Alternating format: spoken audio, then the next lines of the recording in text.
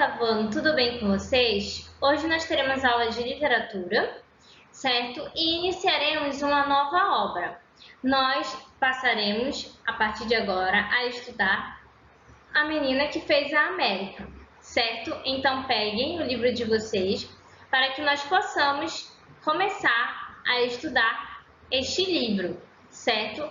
Nesta aula nós veremos 3 capítulos, o capítulo 1, 2 e 3. Então vamos lá? No capítulo 1, página 9, nós veremos a forma lírica e despretensiosa que a narradora personagem começa a contar a sua história, certo? E ela faz uma reflexão com relação à história e à leitura como uma fonte de reconhecimento e perpetuação de momentos e lembranças. O que isso significa? Que quando eu escrevo algo, eu perpetuo aquilo que eu escrevo, certo? Mas ele se perpetua a partir do momento em que outra pessoa lê, e outra pessoa lê, e outra pessoa lê, e assim por diante. Então, a leitura, você que lê um livro, você está perpetuando a história de alguém, aquilo que aquela pessoa escreveu. Então, ela faz esse tipo de reflexão, certo? Então, vamos ler na página 9, capítulo 1, Vou contar. Vou contar. A minha história começa muitos e muitos anos atrás. Atrás de onde? Podem perguntar vocês. E eu responderei, atrás de hoje. Ontem, antes de ontem, longe na minha memória. Lá é o tempo e o espaço da minha história. Então, é algo que aconteceu e ela armazenou na memória e ela irá narrar, irá contar, certo? Eu vou morrer um dia, porque tudo que nasce também morre. Bicho, planta, mulher, homem. Mas as histórias podem durar mais que nós. Basta que sejam postas em folhas de papel e que suas letras mortas sejam ressuscitadas por olhos que saibam ler. Por isso aqui está para vocês o papel da minha história, uma vida menina para as meninas dos seus olhos. Vou contar. Então ela diz que mesmo que ela morra, a história dela será perpetuada por você que irá ler a história dela e assim por outras pessoas que também a lerão, certo? Então, uma reflexão muito bonita que a narradora personagem faz ao começar a contar a sua história, certo? E no capítulo 2, O Sonho da América, ela se apresenta e diz a sua origem, onde ela nasceu, em que ano, certo? E irá falar um pouco do local onde ela nasceu também, certo? E nós descobriremos que ela se chama Fortunata, mais conhecida como Fortunatella, certo? E ela também falará um pouco sobre o seu pai e sobre a questão da imigração, certo? Vamos então ler o capítulo para entender um pouco melhor sobre isso e sobre a questão da imigração. Nasci no ano de 1890, numa pequena aldeia da Calábria, no sul da Itália. E onde fica a Itália? É só olhar um mapa da Europa e procurar uma terra em forma de bota, que dá um pontapé no mar Mediterrâneo e um chute de calcanhar no mar Adriático. É lá. Lá naquela terra entre mares foi que eu nasci num dia de inverno, quando as flores silvestres que perfumavam o ar puro dos campos da minha aldeia estavam à espera do florescer da primavera. Saracena, este era o nome do lugar pequenino onde nasci. Eu disse era. Embora o lugar ainda exista e tenha crescido como eu também cresci, mas como nunca mais voltei para lá, acho que não pode ser mais o mesmo que conheci e onde vivi até os 10 anos de idade. Bom, então aqui nós descobrimos que a Fortunata, ela não mora mais em Saracena, na Itália, certo?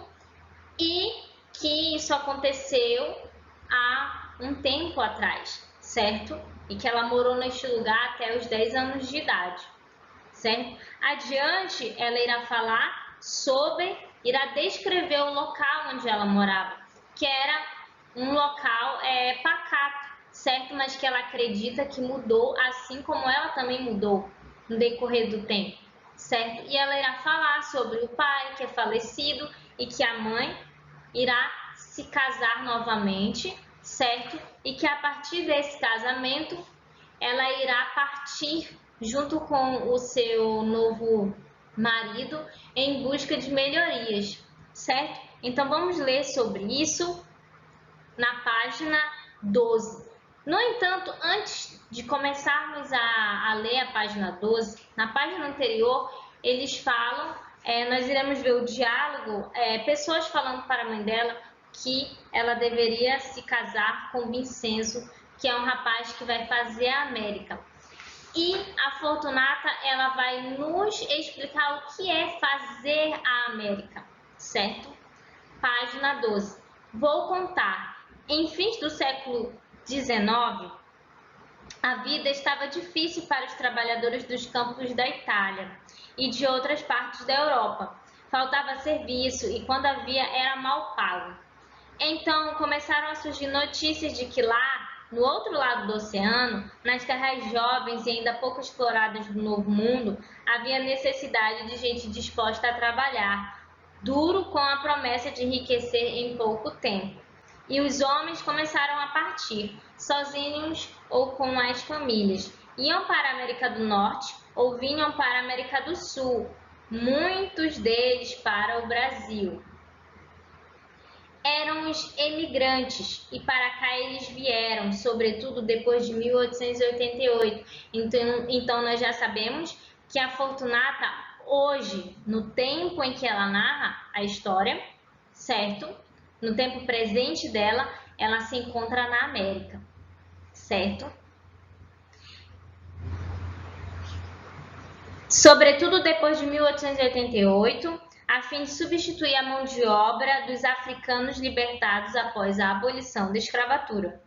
Por isso, quando Vincenzo Laurito pediu a mão de Giuseppina Ventimiglia, que é a mãe de Fortunata, em casamento, foi logo dizendo: "Você quer ir para o Brasil comigo? As crianças ficam aqui na aldeia com os avós até juntarmos dinheiro por lá." Assim, Vincenzo casou-se com Giuseppina e os dois partiram para fazer a América. E eu e meu irmãozinho Caetano ficamos sozinhos na Saracena. Ele sob a guarda do pai de nosso pai morto e eu sob os cuidados dos pais de nossa mãe ausente. Éramos órfãos adotados em lares diferentes, mas nosso destino comum já estava traçado. Algum dia também nós seríamos dois pequenos emigrados da Calábria, que atravessariam o mar em busca da família, agora partida em duas metades, uma italiana e uma brasileira. Então, nós sabemos que ela está onde? Na América do Sul, no Brasil, certo? Então, consigo saber isso por quê? Através da interpretação, certo? E da forma como ela fala e que ela se refere. Então, são elementos que eu consigo perceber e através da interpretação eu entendo, certo? Vamos então ao terceiro capítulo, O Homem da Terra. Neste capítulo, nós veremos que Fortunatella, que é como ela é chamada, o nome dela é Fortunata, mas como nós vimos, ela é chamada de Fortunatella. Então, adiante nós veremos que ela será chamada dessa forma. Fortunatella, ela irá falar sobre o avô dela, que também se chama Vincenzo, certo? Que é o avô com o qual ela ficou.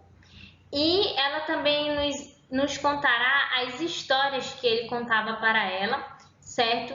E a reflexão que o avô dela faz com relação a pessoas quanto árvores, certo? E a partir no decorrer do capítulo, ela irá descrever isso de uma forma mais clara para que nós possamos entender, certo? E nós iremos ver também um pouco sobre a questão do trabalho escravo no Brasil, neste momento em que ela descreve, quando é século XIX, certo? Então vamos lá. Página 13. O pai, capítulo 3, O Homem da Terra. O pai de minha mãe se chamava Vincenzo, assim como o homem com quem ela se casara de novo. E como este também já fora um emigrante, ou seja, o avô dela já teve a experiência de partir para um outro local em busca o quê? De um futuro melhor para a família, certo? De um futuro melhor para ele e para as pessoas de quem ele prezava, certo? E era ele quem contava. Eu era muito pequena e à noitinha, depois da janta, ele me punha no colo e enquanto me embalava na cadeira de balanço, ia desfiando uma a uma história de sua vida. Fortunatella, eu sou um homem desta terra. Nasci aqui e vou morrer aqui. Tenho raízes como as árvores. Eu olhava curiosa e ele continuava. Sim, os homens são como as árvores. Onde são plantados, ficam. É difícil arrancá-los. Só que algumas árvores também se acostumam em novos climas. Eu, que era uma árvore da Saracena, quis um dia ser replantado em outra terra, mas não deu certo. Que árvore era você, vovô? Que árvore? Perguntava sem entender. Ele pensava um pouco, depois respondia rindo. Uma nogueira da Calábria, dessas que duram 300 ou 400 anos sempre agarradas ao mesmo lugar. Eu olhava para o vovô Vincenzo e não entendia. Seu rosto era enrugado como a casca de uma noz, suas mãos grandes, quentes, calosas, mãos de quem mexia na terra, mãos enraizadas no solo, e o corpo um tronco rijo e forte. Ele continuava manso. Fortunatella, um dia eu quis ir para um outro país, esse país onde sua mãe está hoje com seu padrasto, mas não me acostumei, deixei as raízes aqui e tive de voltar e deixar minha árvore crescer e frutificar na terra em que nasci. Por isso é que está você, um galinho de mim. O galinho que era eu se balançava na cadeira como folha embalada pelo vento, e meus olhos, 2 frutinhos tontos de sono, queriam aninhar-se dentro da casca das pálpebras. Por que não deu certo, vovô? Porque eu era um homem de campo e não pude trabalhar no campo. Fui empregado de uma fazenda de café, onde me trataram como escravo. Tinha que trabalhar para pagar minha casa, minha comida e minha roupa, e as sobras do salário não davam para nada. Aí eu larguei tudo e fui tentar a vida na cidade. Que cidade era? São Paulo. Certo? Então aqui nós vemos a reflexão que o avô de Fortunatella faz com relação às pessoas, de que onde nascemos é de onde somos, é o local em que aqui pertencemos, certo? Que dificilmente nós iremos nos acostumar em outro lugar. Então aí vocês podem pensar com pessoas que saem do país, de um país para outro em busca de melhorias e acabam não se acostumando ou pelo clima ou pela cultura, pelos hábitos, certo? E assim por diante. E nós vimos que o avô de Fortunatella não se acostumou pelo quê? Pelo que ele encontrou. Ele tinha uma promessa, certo, de melhoria e ele encontrou lá o quê? Trabalho escravo. Olhem como ele diz, tinha que trabalhar para pagar minha casa, minha comida, minha roupa. Então ele pagava praticamente para viver. Para tudo ele pagava, certo? Então, ele diz o quê? Que as sobras do salário não davam para nada.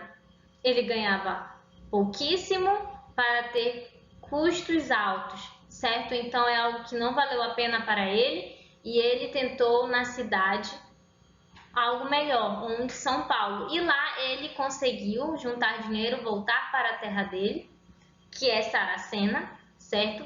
E aprendeu de tudo, um pouco. Foi cozinheiro, sapateiro, certo? Então, nós vimos um pouco então sobre a história do avô da Fortunatella e também um pouco sobre a história do período da escravatura, certo? E dessa questão também dos emigrantes. Então, percebam como o livro ele traz um contexto histórico e é importante nós termos isso em mente, certo? Que Fortunatella e os pais dela, no caso a mãe e o padrasto e o irmão, são emigrantes na América, certo? E nós iremos descobrir mais sobre isso nos próximos capítulos na aula seguinte, certo? E para fixação do que vocês aprenderam de estudar e ler, certo? Proponho a vocês a seguinte atividade. Escreva um parágrafo comentando sobre a comparação entre pessoas e árvores e a reflexão sobre suas raízes, que é a reflexão que o avô de Fortunatella faz, o avô Vincenzo, certo? Então, vocês podem reler o capítulo 3 para que assimilem e possam escrever um parágrafo sobre essa reflexão, certo? Bom, é isto e até a próxima aula.